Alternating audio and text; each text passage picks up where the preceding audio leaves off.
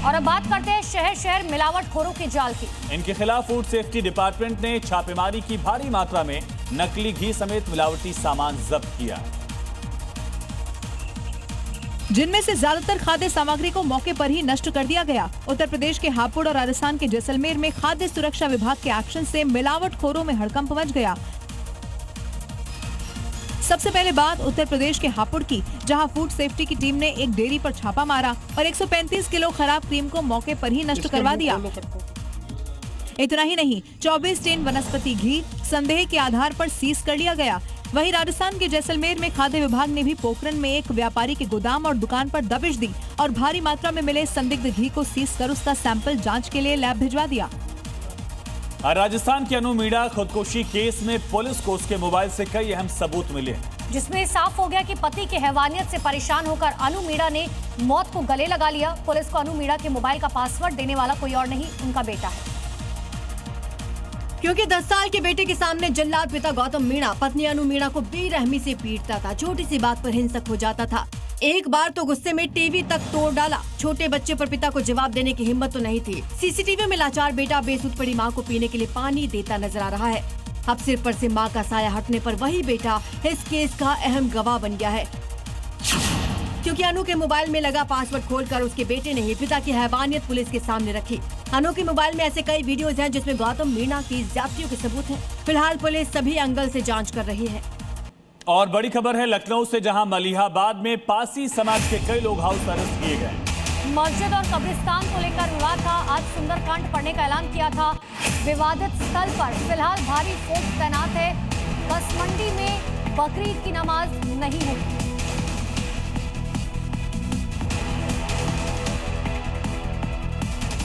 और अब आगे देखिए कुछ क्राइम अपडेट्स। मध्य प्रदेश के रतलाम में 20 लाख रुपए की ज्वेलरी चोरी मामले का पुलिस ने खुलासा किया। 20 मई की रात वारदात में आरोपी दुकान से सोने चांदी के जेवर चुराकर फरार हो गए थे। 2 आरोपी गिरफ्तार किए गए। ग्वालियर पुलिस ने अंतर्राज्यीय ऑनलाइन सट्टेबाजी और साइबर ठगी सिंडिकेट का पर्दाफाश कर 10 आरोपियों को गिरफ्तार किया। गिरोह फर्जी अकाउंट्स के जरिए करोड़ों रुपए की अवैध रकम ट्रांसफर करते थे। यूपी के देवरिया में घरेलू विवाद के बाद 40 साल के व्यक्ति की हत्या, पत्नी उसके भाई भतीजे पर लाठी डंडों से पीटकर हत्या का आरोप। पुलिस ने शव को पोस्टमार्टम के लिए भेजकर जांच शुरू। हिमाचल के पालमपुर में एक दुकान पर 45 प्रतिबंधित कछुए और 6 विदेशी पक्षी बरामद किए गए।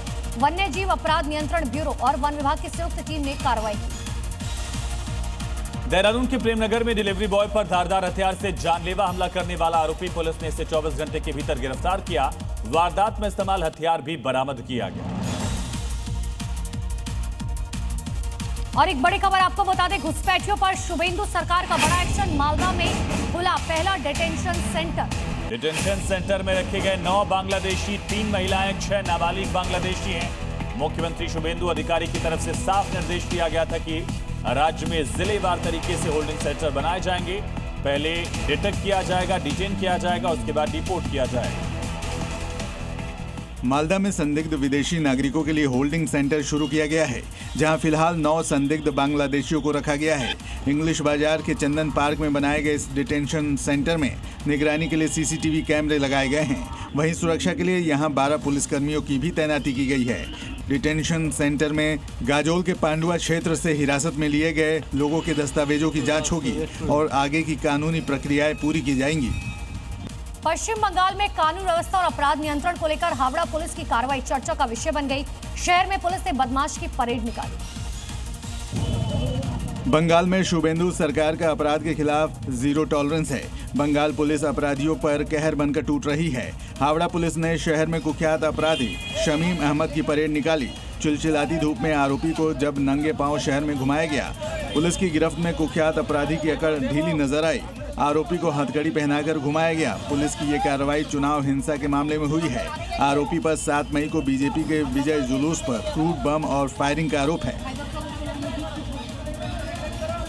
कोलकाता के वार्ड नंबर 127 में उस समय हंगामा हुआ जब पुलिस तृणमूल कांग्रेस की पार्षद मालविका वैद्य के करीबी तपन विश्वास को जबरन वसूली के मामले में गिरफ्तार करने के लिए पहुंची।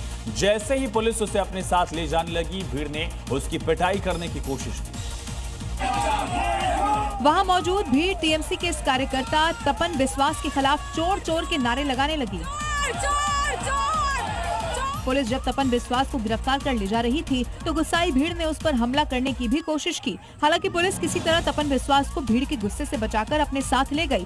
तपन विश्वास पर इलाके में सिंडिकेट राज चलाने, दुकानदारों और कारोबारियों से जबरदस्ती पैसे वसूलने, जमीन पर अवैध कब्जा करने और हथियार दिखाकर डराने धमकाने के कई गंभीर आरोप हैं।